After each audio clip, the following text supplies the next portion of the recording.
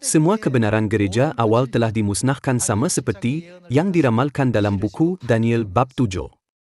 Hanya Tuhan yang dapat memulihkan kebenaran dan membina Sion semula. Kalian, adakah Anda mengetahui apa itu Sion? Walaupun perkataan Sion ada dalam Alkitab, adakah Anda tahu kehendak Tuhan mengenai itu? Saya atau Anda tidak mengetahuinya.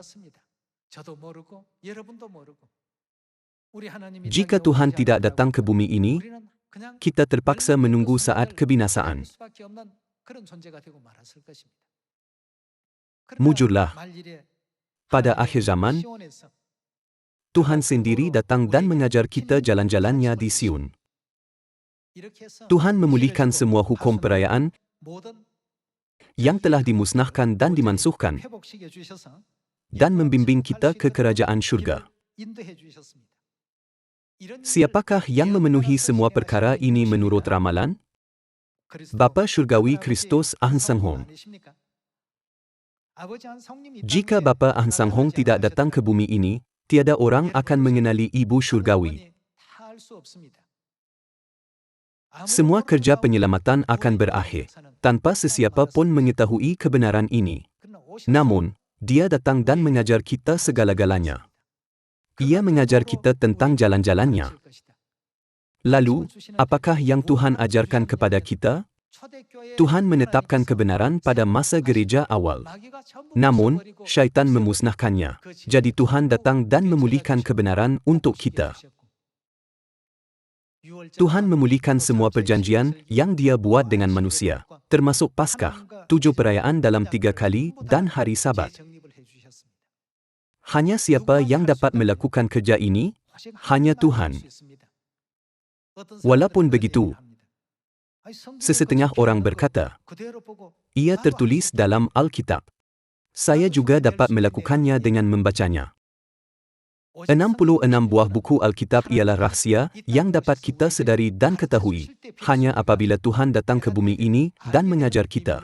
Ini diramalkan dalam buku Mika bab 4. Sekarang, Anda dapat memahami kebenaran Paskah dengan mudah. Namun, adakah Anda tahu tentang Paskah sebelum ini?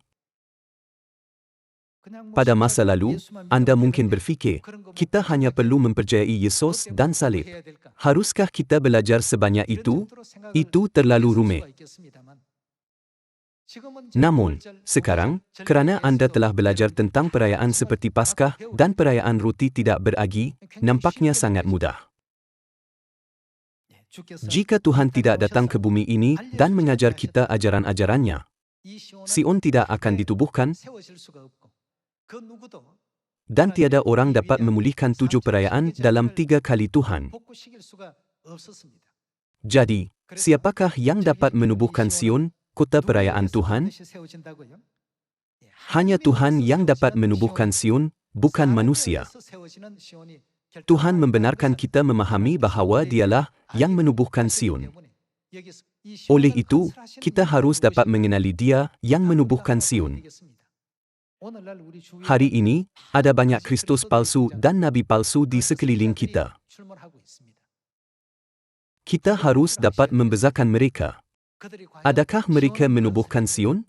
Adakah mereka membawa perayaan? Kita harus pastikan perkara ini. Alkitab mengajar bahawa kita harus membezakan kebenaran dengan kepalsuan dan menerima keselamatan untuk masuk ke syurga.